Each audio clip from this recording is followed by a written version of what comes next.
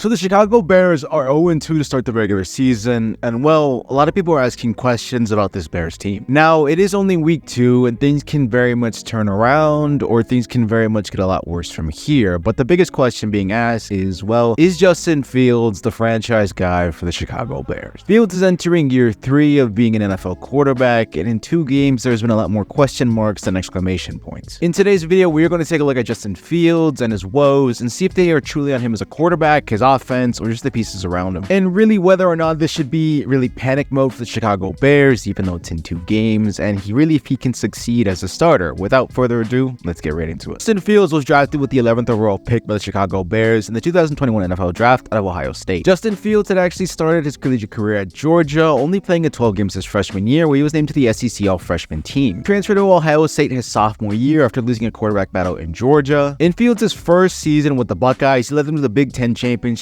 and a spot in the college football playoff. In the Fiesta Bowl, Fields threw for over 320 yards, 1 touchdown and 2 interceptions, and a loss to Clemson. Fields was 3rd in Heisman voting that year, as well as Big Ten Offensive Player of the Year and First Team All-Conference. Fields would finish his first year at Ohio State with over 3,000 yards, 41 touchdowns, 3 interceptions. His second year at Ohio State was during the COVID season, but Fields threw for over 2,000 yards in 8 games, with 22 touchdowns to 6 interceptions. He led Ohio State to an undefeated regular season, beat Clemson in the college football playoff, led the Buckeyes to the national championship, where they lost to Alabama 52-24. Coming into the draft, Fields was seen as a quarterback with dual threat capabilities, but more of a pocket passer with the ability to extend plays or win with his legs when needed. He had plenty of positive traits, such as plenty of zip on long field side throws, making quality reads when deciphered high-low concepts, confident and comfortable throwing into intermediate zone windows, plenty of other positive points. But he also had negative traits like this. Needs to improve pocket mobility for clear launch points, below average feel for edge pressure, running himself into pressure points. Field of vision is average in face of blitz. Made lots of other negative points that really didn't hurt his draft stock, but also didn't help it either. Fields was graded as a 6.45 prospect who will become a good starter within 2 years, according to the NFL. In Fields' rookie year, he played in 12 games, going 12-8, and starting 10 games. He did throw for over 1,000 yards, but had 10 interceptions to 7 touchdowns. Many felt that head coach Matt Nagy held the team back. He was fired that offseason, and he was basically booted out of Chicago. In 2022, the Bears hired Matt Eberflus, and Fields was the undisputed starter last year. Bears actually started on a high, beating the 49ers in their first game in a monsoon game in Soldier Field, but then the Bears proceeded to lose 4 of the next 5 games until week 7 when they got their second win. This is where the NFL saw how good Justin Fields was as a rusher. Fields surpassed Michael Vick for the NFL single-game regular season record for rushing as a quarterback in week 9.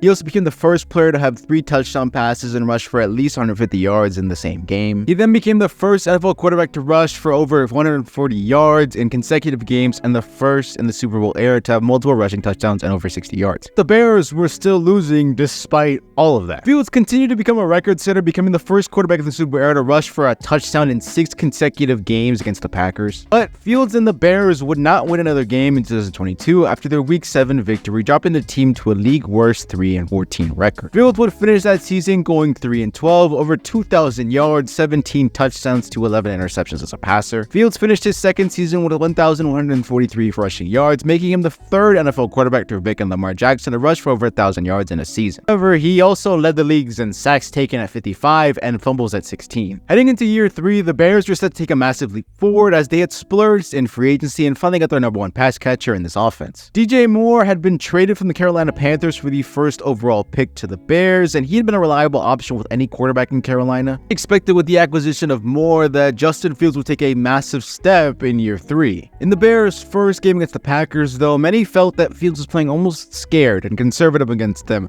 and he just looked like a rookie in his first game, which wasn't good for a quarterback going into year 3. In game 2, up against Tampa, the Chicago Bears' first series against the Buccaneers provided a glimpse of what we expected from quarterback Justin Fields and the offense this season. Expected with Moore on 2 completions for 64 yards and a 75-yard drive capped off with a 1-yard run from Fields. But things then went downhill. The same issues plagued Fields in last week's season opener and his first 2 NFL seasons. Reared their ugly heads again. Fields continues to hold on to the ball too long, is taking unnecessary sacks, and his internal clock is just broken. Led to the Chicago Bears losing to the Tampa Bay Buccaneers, and almost embarrassing fashion a little bit. What does this all mean for Justin Fields? Well, in terms of development, I'm not ready to throw the towel in just yet. I understand that Bears fans' internal, alarm clock is going off. It's probably sounding like a nuclear bomb, siren right now. I understand that.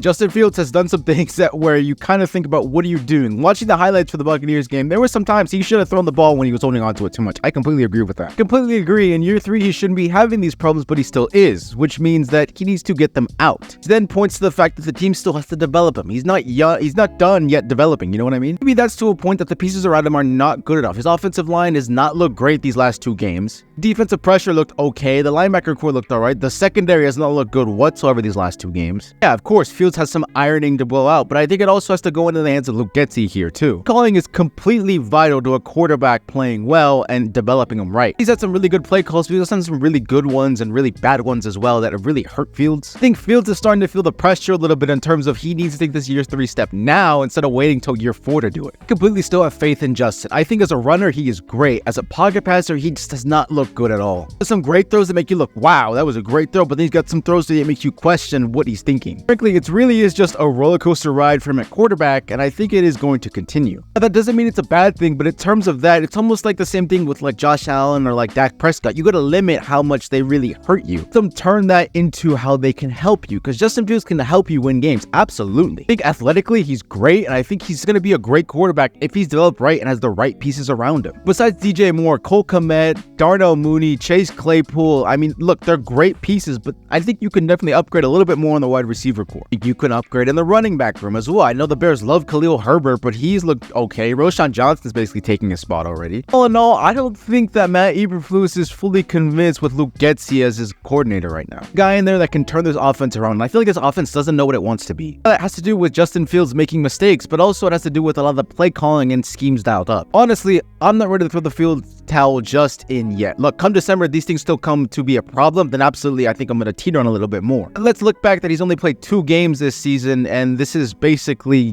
still early on in the season where things can turn around. Wait, how do you guys feel about Justin Fields so far? Bears fans, drop your comments in the comment section down below. Let me know your thoughts. I'd love to hear your thoughts. And go follow all of our other socials, especially our TikTok. We're popping out content on there. With that being said, though, I have been Josh from S.H.T Sports. I'll see you guys in the next video. Good to be back on the YouTube.